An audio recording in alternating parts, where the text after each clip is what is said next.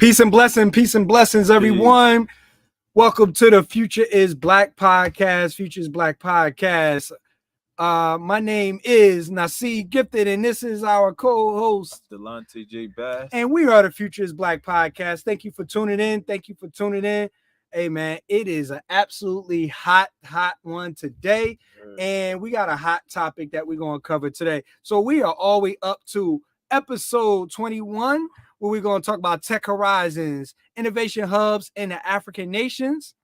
Step into the world of innovation hubs in African countries to discover how technology is revolutionizing education in the Black community. Join us as we explore advancements in online learning, STEM initiatives, and the significance of representation in educational experiences, along with a special segment featuring a special guest, Chaun Rogers, discussing the Epiphany engine. So thank you guys for tuning in, man. This has been a fun-filled week. There's a lot of stuff going on, and one of the things I wanted to kind of open up with was first of all, happy Father's Day to all of the fathers out there. Thank you. We actually had an opportunity to celebrate with the 41 Gentlemen's Association here on Halsey, where we came out and celebrated the fathers for doing the work, man, doing the work. So we were very intentional about that. So I want to just kind of mention that. But also yesterday was Juneteenth, right? We were, it was Juneteenth festivals all over the country. We just had the opportunity to go to one. Oh, here we go. We just had the opportunity to go one, All About Us in Jersey City. And I wanted to kind of open up the segment about the Juneteenth and the history of Juneteenth, right? Because one of the things, because it's becoming a national holiday, one of the things that I'm noticing is that the cultural relevance and the history of Juneteenth is actually being lost in translation, and it's actually kind of being commercialized. Because I wanted to see how you felt about that. I mean, I know we talked about some of the improvements that we would talk about with regards to the celebration, but like, how do you feel like how the representation of Juneteenth is actually happening right now, brother? Well, when I look at it, it's becoming, like you said, commercialized. It's going down the same path as Kwanzaa. Like when you see don't take away Kwanzaa, brother.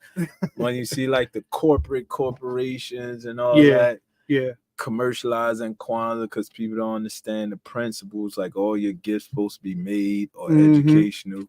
And the same thing happened to Juneteenth, but a little different though. Juneteenth is being embraced by the younger generation, but they're looking at it just like another festival. Everywhere I go, it's just like a festival, another party. And there's no cultural aspect to it, no culture, no history, anything. You don't even see an RBG flag, nothing at Juneteenth. Yeah. So I saw some really little ones. Yeah, they were little. It was like that big, they were real little RBG flags. Yeah. For those who don't know, that's the red, black, and green. The red, black, and green. So the liberation flag definitely should be a part of that. Yeah.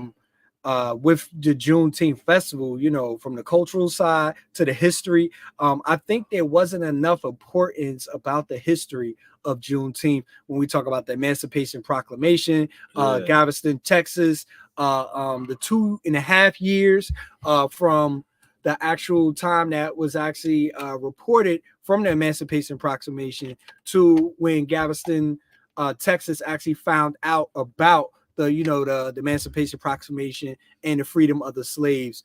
And even with that, there is some historical aspects or perspectives that a lot of people don't even understand, because even though this was written into law, it had to be enforced by the Union Army, right? Yeah. And being that, like you didn't have mass communications and everything like that, people were operating as business as usual. And one of the things where they think about the Civil War and how the war was, particularly over when I believe Robert Lee surrendered or something like that.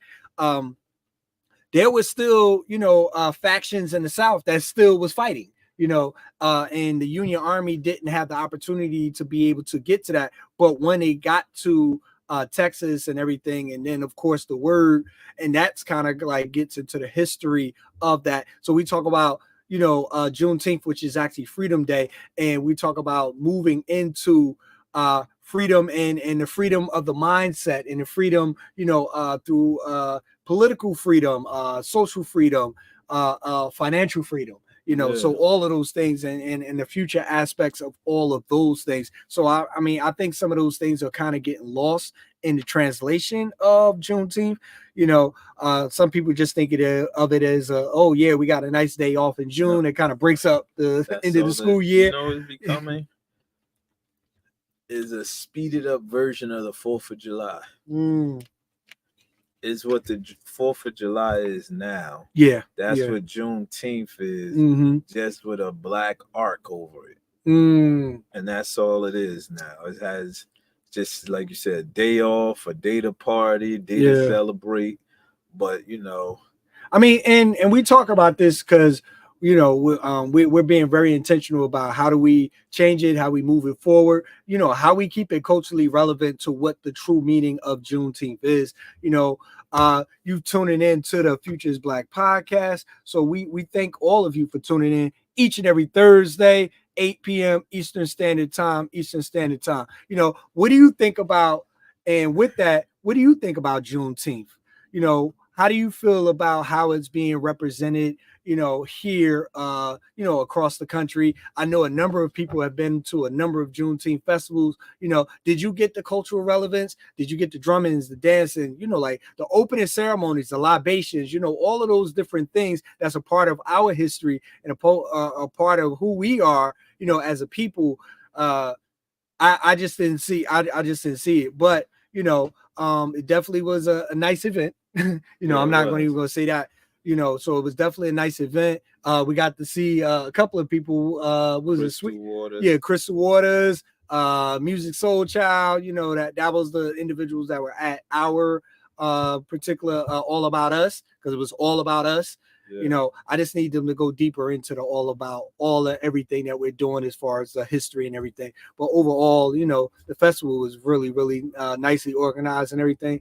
I just wanted to make sure that the Juneteenth aspect of it doesn't get lost in translation. So I wanted to kind of open up with that and, let us know what you think, about Juneteenth and the representation of that. Put your comments in the chat. Let us know where you're tuning in from. So I wanted to kind of, talk about these innovation hubs and education in, the various African nations. There has been an uprising. A lot of people think that, the motherland is technologically behind, or most of the times you hear about third world countries and everything. But there is a number of hubs, where we call different Silicon Valleys that's existing on the continent and everything. And I wanted to kind of talk about the top 8 tech hubs in Africa right now. So we got a guide for that. But there is a number of hubs that's going on. One, of course, is, Lagos, Nigeria, which has about 16 million people.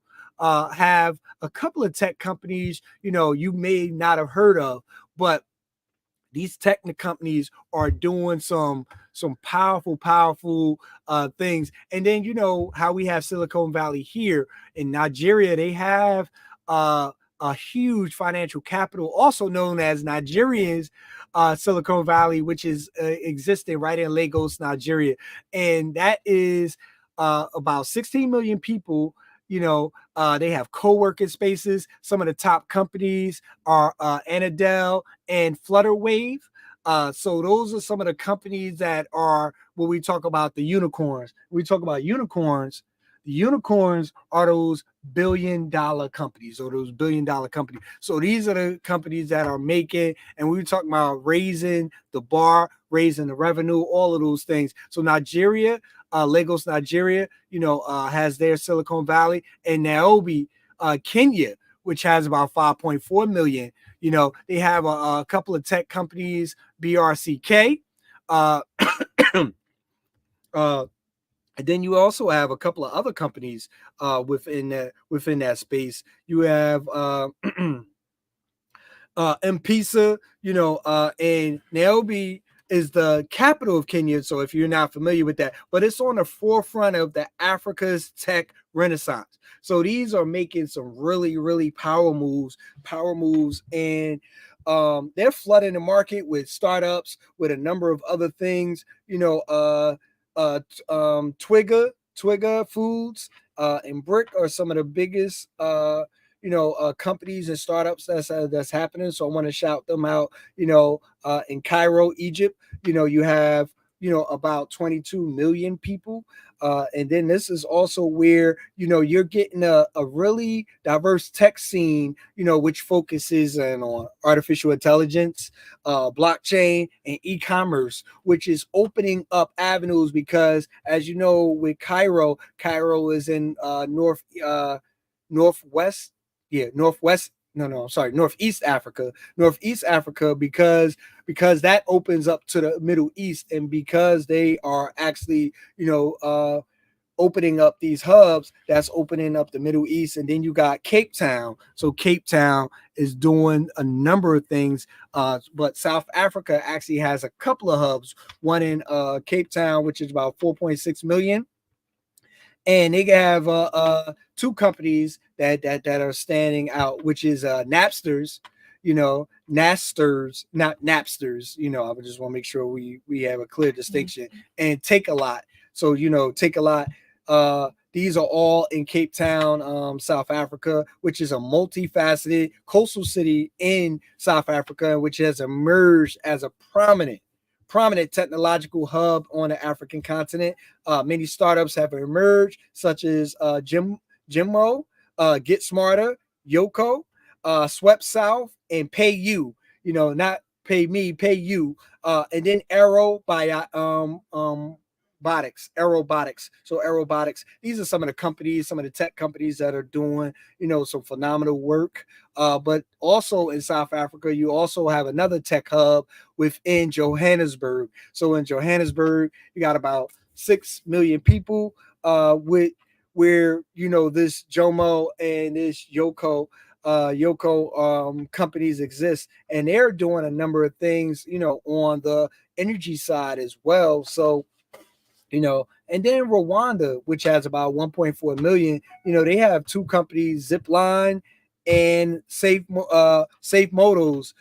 This is where they are making strides in the tech, ecosystem, and they are creating these smart cities and smart city initiatives and emphasis on, digital innovation. You're going to see a ton of, co-working spaces here, and then they also host African Tech Summit each year, which attracts investors and entrepreneurs from all over the world. So that's, and then you got Casablanca, Morocco, which is about 4 million people, but they have some tech companies,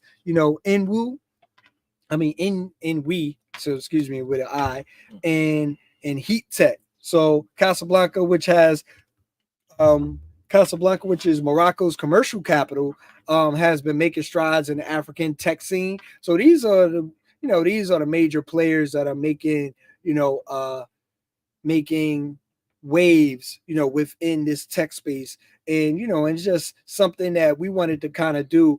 And there is an article on CNBC Africa, and I would definitely make sure that we put this in the chat, where we talk about the rise of African tech hubs and how they're becoming the Silicon Valleys of the continent, right? And when we talk about that, we're talking about venture capitalists. So in the cities, and we talk about startup capital and everything, you need money to be able to start a tech company, right? So despite, the impressive figures of them being able to raise like 1.4 billion in 2023 to date, which covers about 633 companies. That's actually down from 2022, where they raised 3.3 million. Billion dollars for these 633. A total of 633. So the number of startups is actually decreasing from 186 to from 633 over the last 2 years. But one of the things that we wanted to kind of get into, where the bigger the city, that you need venture capital to be able to grow these particular companies. And with that, you need to be able to look at those things and be able to see that, you need money. You need money to make all of this happen. So that is where, we are with, with all of this, and, some challenges and some of the other things, within these particular spaces that we like to, kind of cover and highlight. But there's a boom that's happening in the market, man. And, shout out to Akon. Akon is building Akon City, which is actually another tech hub. Oh, he was. And then he ran out of money? Yeah, like one of them scamming tech people asking for their money back. Oh. Something like that. Okay. So I have to retract that. Let's hold on. Let's scratch that out the script right there. So, we'll have to just definitely bring that back. But let us know how you feel about the innovation hubs that's going on across the continent. We talk about embracing technology, and then also adding infrastructure to be able to do that. I know last week we talked about infrastructure, and most of the infrastructure that has been put into the on the continent is using mobile technology. So cell phones and smartphones has been the hub to be able to do this. They don't have the servers and everything, but they have the towers, and now they're going to be having the computing power. I know where, certain areas where we actually used to go to internet cafes and some of them other things, they've have made, light years of advancements on the continent. It's not the jungle. It's not the villages that you are seeing on TV. And with technology and everything, sorry about the light.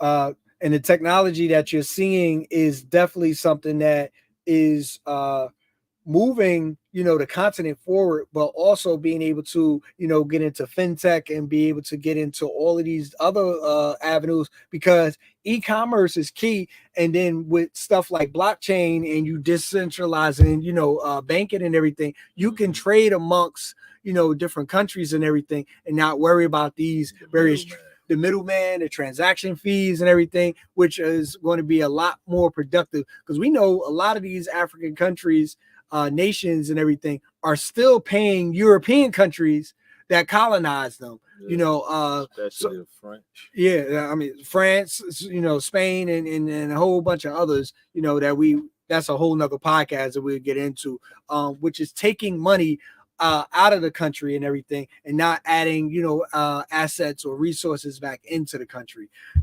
So I wanted to kind of highlight, some of those individuals, some of those companies that are making, waves, within this innovation and tech space, because we want to constantly highlight, showcase, all of the individuals who are doing some phenomenal work, in tech. And if you're looking for companies, those are some of the companies that we named in this podcast that you may want to look into to invest in later, because a lot of them are startups, but they do need, venture capital to be able to grow and be able to move forward. No, I know I said a whole mouthful. I wanted to hear, what you feel about that, brother. I mean,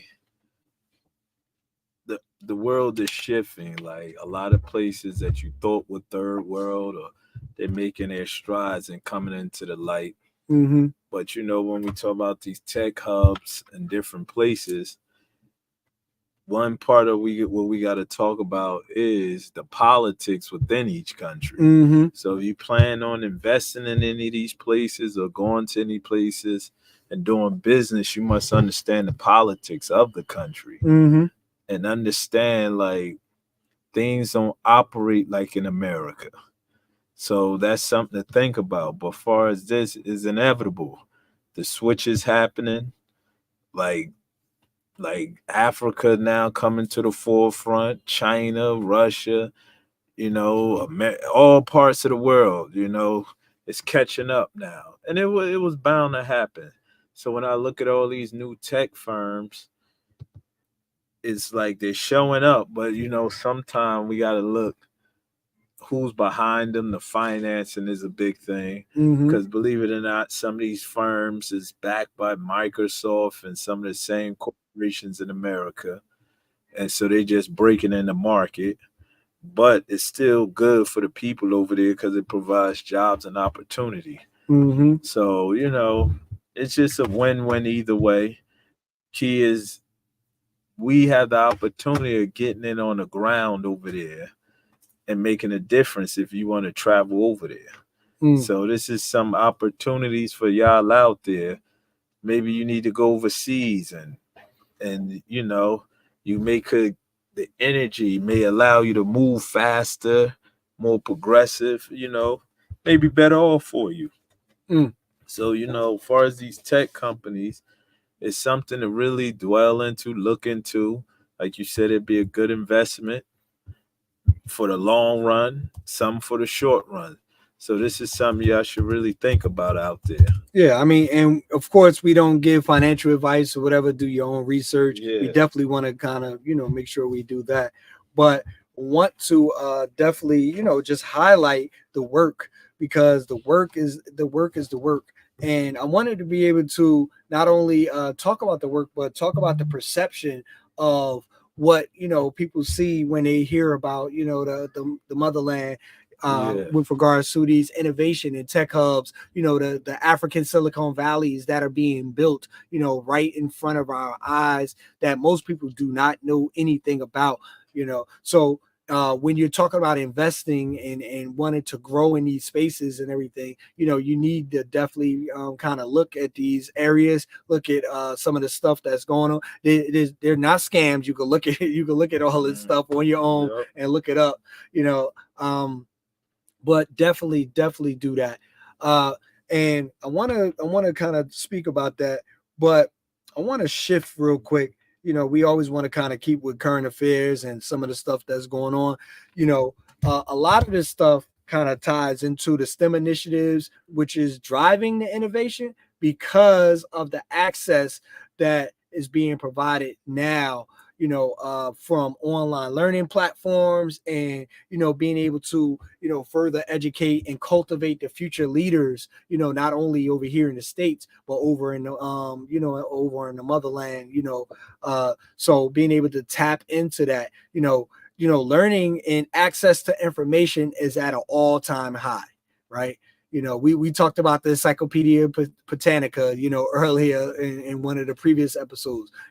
Now we have Google, now we have Chat GPT and all of this stuff. So any learning that YouTube and all of these other platforms that you are being able to learn, and anything that you're looking to create, innovate, move into the production line, product or service, it's easier, not easier to be able to move into that space, research that space, do case studies, and know about or get information on those particular things without actually even working or being in those particular spaces as you explore and build and look to develop.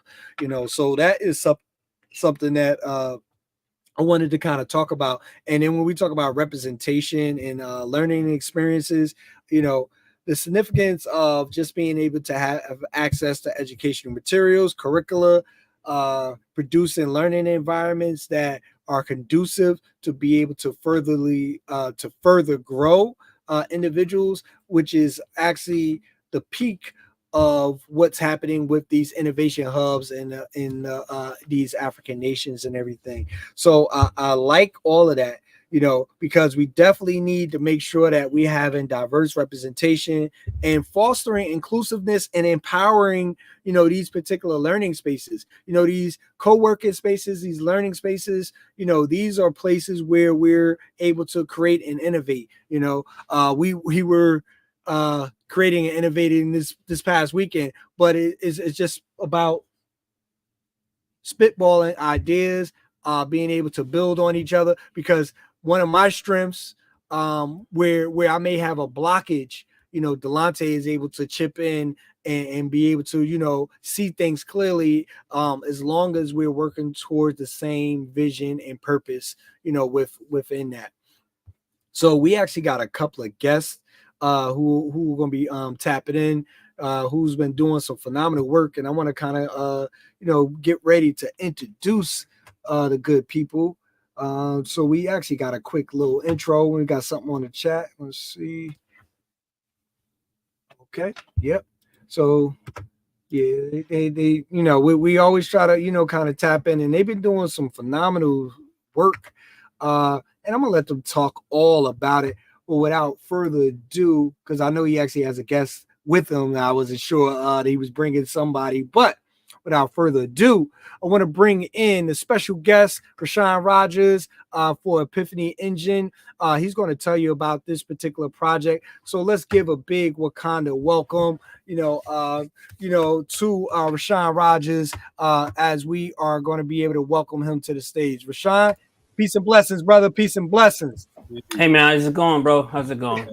All right. So, man, I was doing the research, man, and I was looking like, wow, Epiphany Engine, and I was like, what is Epiphany Engine? I know what it is, but I need the viewers to know what's going on. And I know you guys got a Kickstarter going on right now. And when I looked at the number, I said, okay, they're at $12,086. So you are at one fifth of your goal, with 198 backers and 28 days to go. But let the people know what the Epiphany Engine is, man. Definitely let us know what the Epiphany Engine is.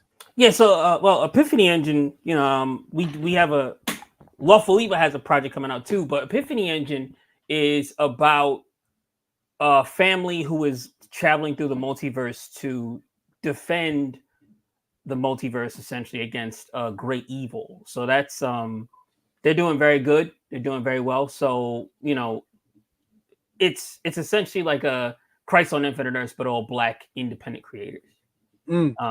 But we as Lawful Evil, we also have a project, secret, well, not so secret anymore, coming up. Project coming out called the Dark Spider.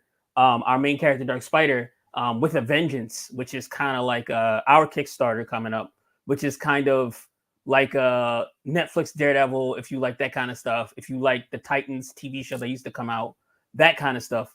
So we're working on that as well. That's like our main thing we're working on too, coming out in July. So yeah. And I have my co-creator here, Ashes, which you met at the at KHEM FEST. We were at KHEM FEST with you guys. I think it was last year, and we had a great time. We want to talk a little bit about that as well. Again, like I said, our Kickstarter. But yeah, Epiphany Engine, we're happy to be a part of it. We have 2 characters in there, Dark Spider, who again is having a Kickstarter, and our character Scarlet Recluse, who is debuted in our Lawful Evil issue 3. Nice. So yeah, so we're thankful to have our characters featured in this very auspicious and very what seems to be a prolific crossover. Is huge. So yeah. Okay. No, that's powerful. That's powerful. So I wanted to bring it up. If you could put that link in the chat, and then I could bring it up and let people see. You just put that up there, right? And I'll make sure that I put the banner up for that. So tell us, what inspired you to be able to come up with this particular project?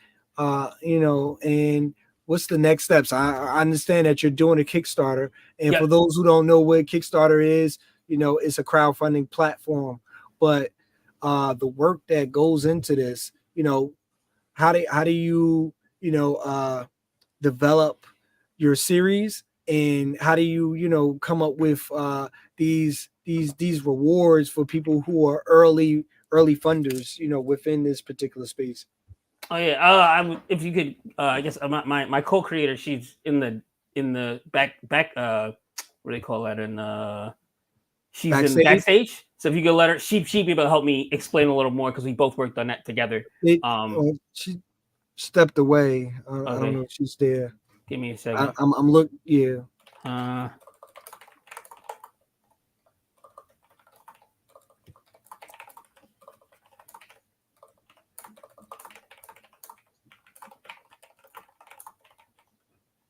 Well, you're a master typer over there. Yeah. Probably type 5 words. Okay. Yeah, no, she said she's there. But yeah, no, there you go. Sorry, there we go. So yeah, let me put the link in the chat here. But yeah, it was kind of interesting. We had not necessarily we had thought about, looked at other Kickstarters. You always want to do market research, and I feel like we wanted to make sure that we were giving people as much bang for their buck as possible, as much as possible, in terms of giving them something to want more of, and also to support. So we decided on different things, apparel, different things that we have, like stickers and some other stuff. There's some other stuff we have coming. But it was kind of, you look at some people and they have t-shirts and hoodies and hats and cups. And we're like, whoa, are we, how, first of all, the pricing of that is kind of wild. When you talk about Kickstarter, nobody ever talks to you about like how much things should cost and all these other things. And that's kind of a big deal. You have to think about all of it. You have to think about all of it. So it was something we discussed constantly, to make sure that we were giving people things that they would want, but also being aware of like not making it hit the goal too hard, in terms of the money. Okay. So, I mean, with regards to this particular project, what differentiates this from all of the other projects that just come out? You want to go, Ash? Sure. Hey, everybody. How you doing? I'm doing good. How about you? It's been a minute. KHEM FEST was so much fun. But yeah, so Dark Spider, I think Rashawn has done a really amazing job creating it. He really took lead on this project, and it's such an incredible piece. It's a really nice introduction to learning more about the character Dark Spider from our Lawful Evil main series. We got a little spice, maybe a lot of spice, depending. So it's only, but just the Lawful Evil way. And there's some really good action. It's nonstop action, basically. And if you're into Daredevil and like Nightwing and that really street level vigilante justice, I think Dark Spider with a Vengeance really sets itself apart from the other superhero books right now. But I am really hyped for Epiphany Engine, and I had to scoop up that wraparound cover immediately on day one. Both of us did. So really, really excited. Yeah. And again, like I said, we're happy to have our characters featured in it. It's great. So we're happy to be a part of the whole. Really this new Kickstarter. We're new to Kickstarter, but we're kind of happy to be in the ecosystem, as it were. Definitely. Yeah. Oh, there we go. I was just making sure you can hear me. So we definitely understand with the ecosystem and, just making sure that we differentiate our products and services and everything, I want to make sure that I highlight that. Now, that is a super long thing, so I'm gonna put this in I the could probably chat put for it. the Kickstarter. I'm gonna put this in the chat for the Kickstarter. I'm gonna put the link for the Kickstarter in the chat for everyone to be able to access later on. So once you see this podcast, you will definitely be able to see that. But what got you guys into comics and kind of coming into this project, man? I always want to hear your origin story of how we got here. Rob loves comics. I think you should take it. Oh, okay. Yeah. So yeah, my father bought me a lot of comics when I was a kid, and the first comic I really remember getting deep into was Daredevil Born Again. So my cousin gave me the comic, and he had no business giving it to me.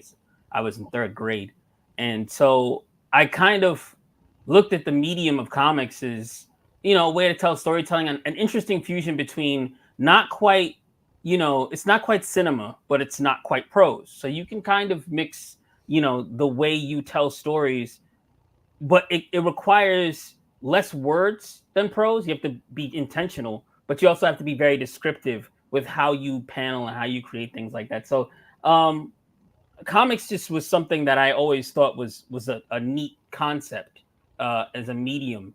And in high school, I had done some stuff, and then in college, I met Ashes, and we met in college in a college magazine, a literary magazine, and it was almost as if when I thought about creating a comic, who else was I gonna ask to co-create with me? It was almost as if it was kind of a foregone conclusion because we liked a lot of the same stuff. We both like comics. We're big Batman fans, X-Men fans, and so I was like, oh, this is a good idea. And she's one of the best writers I know. So I just always thought like, hey, let's give it a go. Let's create stories with characters that we don't get to see a lot, and characters that we are not really going to get from somebody else, that we're not going to get from somebody else, especially not the big 2 or 3, whatever you call it. So I would definitely totally understand that. Go ahead, Ash. Oh, no, sorry. I was just going to say 100%. Everything Raja said, and just my own super quick origin. I really grew up on Batman animated series, X-Men, and just all those amazing Saturday night cartoons, or Saturday morning cartoons. Saturday Night Live was a whole different thing. Batman was on Saturday night, 7 p.m. sometimes. Oh, that's true. Yeah. Exactly. Yeah. No, but you're right. I'm saying you're right, though. You're correct. There was some Saturday nights. But yeah, so that really got me into comics. And then, like Ross said, we met in college and just have been friends ever since for more years than I will say on a recorded podcast. And we've just been friends since and working on the comic. We've been working on Lawful Evil since, 2016? Yeah. So yeah, been friends a little bit longer than that. That's a little bit of my origin story. So the roles that Rashawn, I'm assuming you are the illustrator and everything, and then as you are the writer of this particular series. I wish I could illustrate. We're the co-writers. We're the co-writers. Okay. Yeah. We're co-writers, co-creators. We're like Abner and Lanning, if you were for Marvel. We work with a number of very good artists. I wish I could illustrate. This would be a whole lot easier for us if I could illustrate, because artists are not cheap, and they're not cheap. But yeah, those are the roles. The roles, I feel like, we share a lot of the building of the universe, share a lot of the structuring and scripting of the characters. And just, I had told Ashes once, if she did not breathe part life into certain, like Dark Spider, we were talking about the Dark Spider character in the project. And I said, if you didn't breathe part life into Dark Spider, some of his DNA would be missing. Some of his DNA would be missing. And so that's how I kind of think about it. That's kind of how I think about it. We lift at the same time. We, build out the world and the universe and the characters at the same time.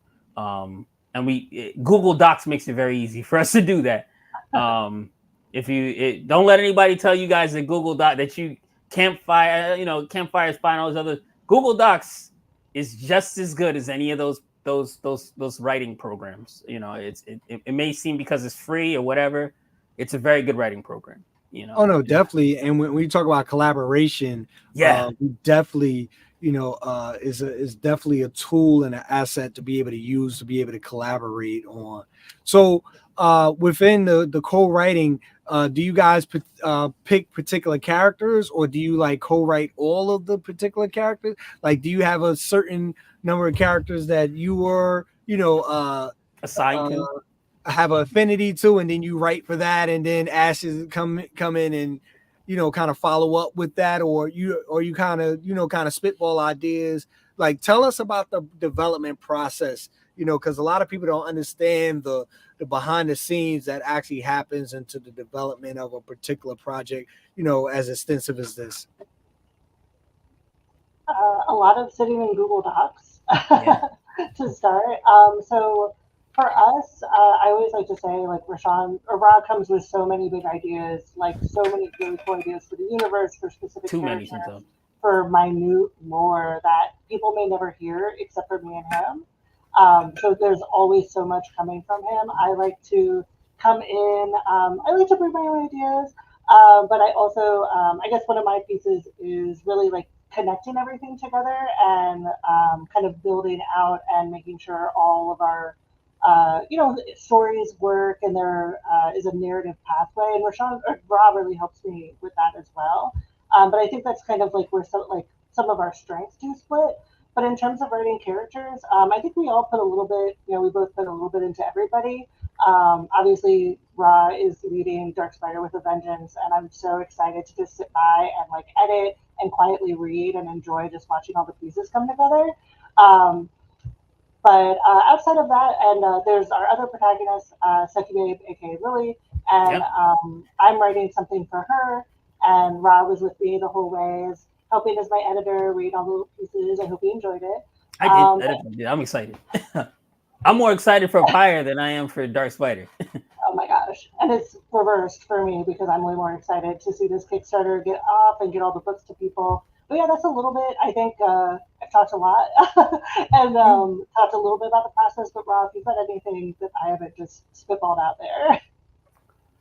No, I think you covered it. I think you covered it. Like you said, like I do come up with these big ideas. Sometimes they're too big, and I feel like, you bring me back to earth in a lot of those. I'm like floating up in the sky, and it's like, oh, you're like, okay, well, we need to make this make sense, or we need to connect this, and it's like, oh, right, I'm just, you're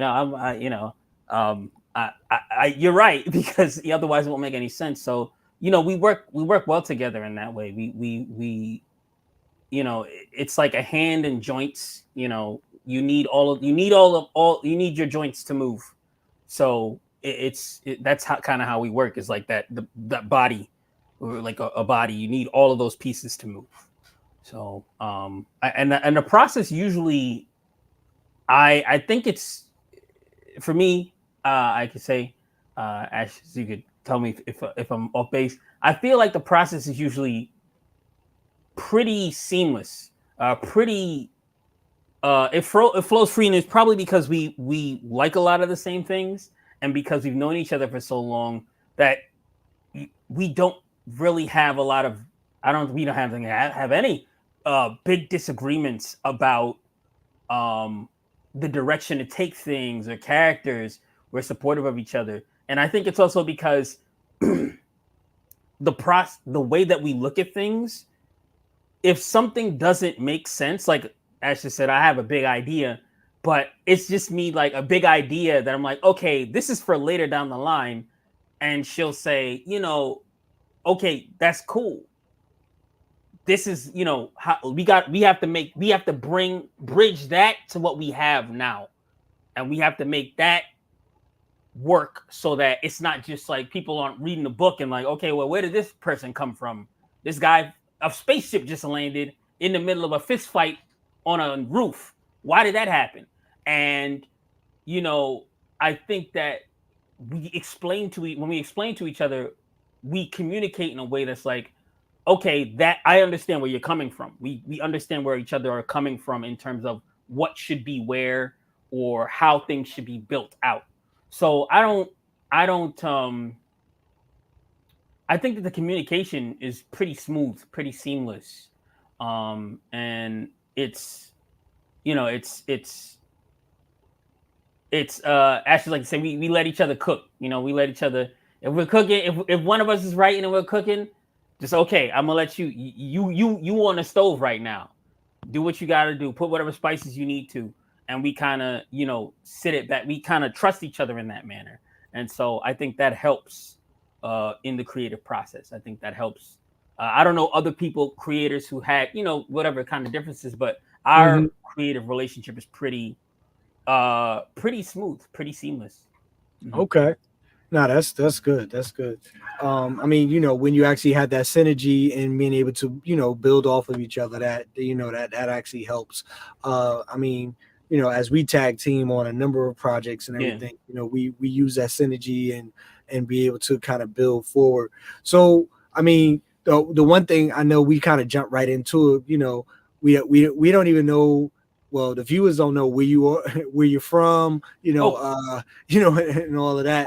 And then, tell the people about, the project, the Kickstarter that's coming up next month, and how we can support you.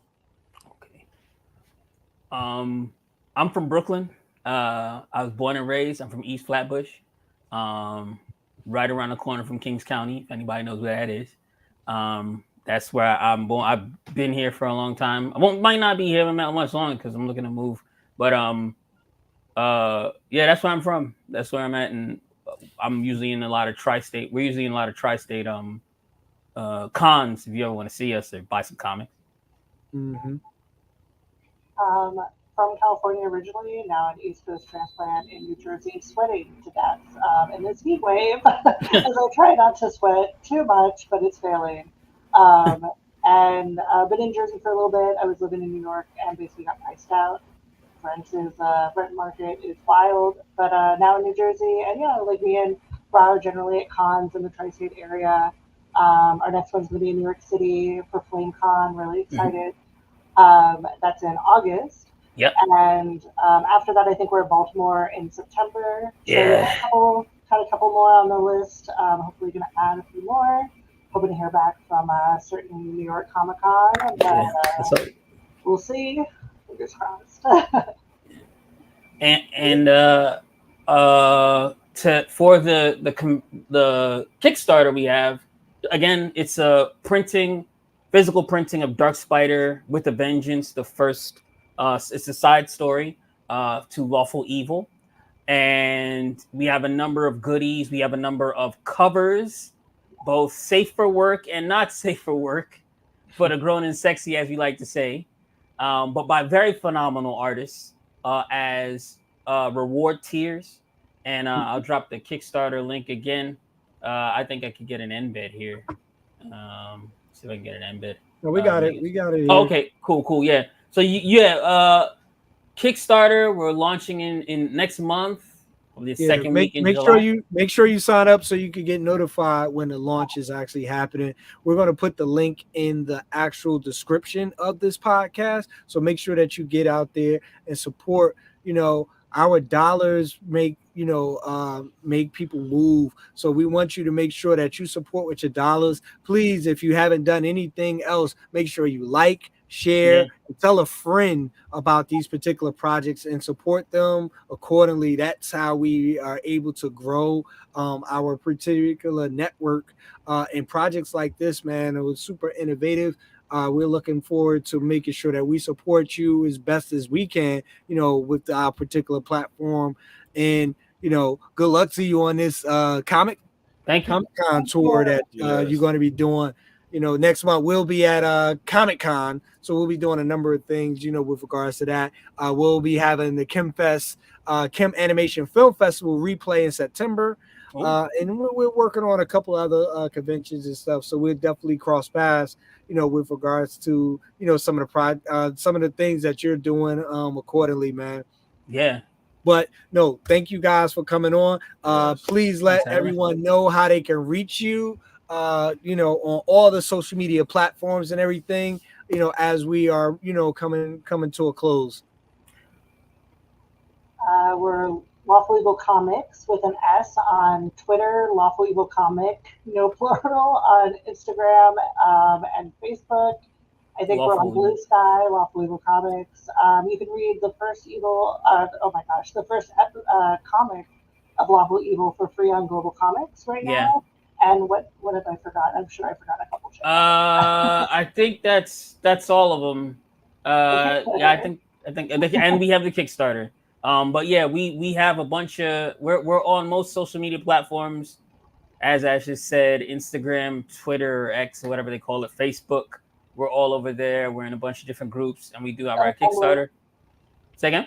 Tumblr. Tumblr too. We're on Tumblr too. Lawful Evil Comics on Tumblr as well. So we're a lot of places. So, if you want to find us, we're not hiding. We're everywhere, almost everywhere. Trying to get there. Trying to get like y'all. Trying to be at New York City Comic Con. Y'all doing big dog stuff. Trying to get there. Hopefully one day. But thank you for having us. It's coming, man. You speak it into the universe, it happens, brother. Yes. So, I mean, our journey has been just like your journey, man. We started off with an idea, and we made that idea to something that's, real and tangible. And we just kept working at it. We are coming from the tech space into the comic and animation world. So, anything is possible, brother. Anything is possible. You just gotta be consistent and push forward with your dreams. Thank you. Yeah, no problem. And like I said, we're definitely looking forward to this particular project and how we can support it. We're going to make sure that we put this in the chat. We're going to make sure we share, but we need the viewers out there to make sure that you show support, just like you've been showing us support each and every week. About the do some shameless plugs in here. So, that's we coming in with that. But I wanted Rashawn and Ashes. Thank you guys for being a part of the Phocused Black podcast. Yes. We definitely looking to invite you for some of the later shows as we are, doing different topics and stuff each and every week, So with that, I'm going to put you guys backstage, and you could probably come back in, a little later once we, kind of close out the show. No problem. Thank you. All right. Thank you, guys. Definitely appreciate it. All right. So, Dilettante, this was like one of the ways that, we want to be able to support and bring forth, new and innovative projects that's coming up. They have a Kickstarter that's coming off next month. Yeah. We know all about Kickstarter, and we talk about these crowdfunding platforms, a lot of things that go into the work. It's a whole campaign, and I talked to one of our good brothers, from our mentor, his son who, ran for office and everything. And he was asking me about Kickstarter, right? And I was telling him, I said, you know more about Kickstarter than you think you do. Yeah. It's just a digital campaign versus, what we used to do, lit drops and all the other, what we do the door-to-doors. Yeah. Now your door-to-doors is your text messages and your emails and, the people that's in your phone, those are your door-to-doors, when you knock in and everything. And then you need to use those individuals or utilize those individuals to build out your 6-week campaign, because when you launch, you need to make sure that you are meeting half your goal, at the launch day, because that's how the algorithm, where people are seeking out your project, and then nobody wants to fund a project that hasn't been funded.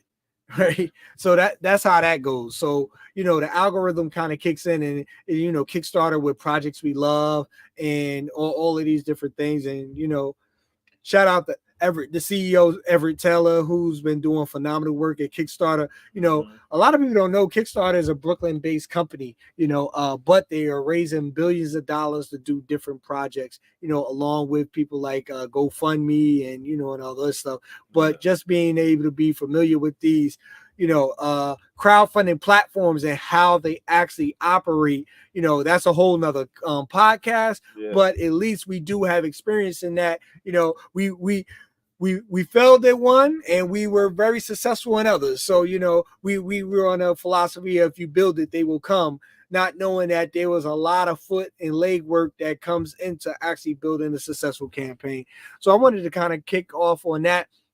And then also, you know, go back into the topic that we were talking about, where we talk about innovation hubs and everything, you know, and just try to close that whole, you know, segment out of how these tech hubs, or when we talk about tech horizons, because that's the title of this, right? Innovation hubs in African nations, and how we're looking at tech, and then how the motherland is on the rise with all of these. And, you know, we mentioned a number of hubs that are, you know, throughout South Africa, East Africa, as well as West Africa, and being able to tap into those, but also understanding that there are some challenges in how they're utilizing, you know, co-working spaces and everything to do these startups, but also need the capital to be able to grow and further these particular companies. So we wanted to be able to highlight these individuals. You got some extra money to throw around, you know, definitely look to invest. Please do your research when we talk about all of this stuff, you know, with regards to all of these particular hubs and everything. So with that, Dilettante, do you have any closing remarks that we want to, you know, kind of talk to the people about? Hey, just do your research and explore as many opportunities you could in the tech world or any business field. Yeah. So, you know, just make sure you do your research and be smart about the decisions you make, because they can have long-lasting life effects. Yeah. And definitely want to give out a couple of shout outs. One first is graduation season. So my niece graduated, you know, shout out to Leah for making it to the finish line. You know, her moving up ceremony happened last week, so I didn't get a chance to speak to that because I actually was doing a podcast while she was graduating. So I definitely wanted to make sure I give her a shout out. And then, baby, I do love you. Thank you for being so great and making it to the finish line.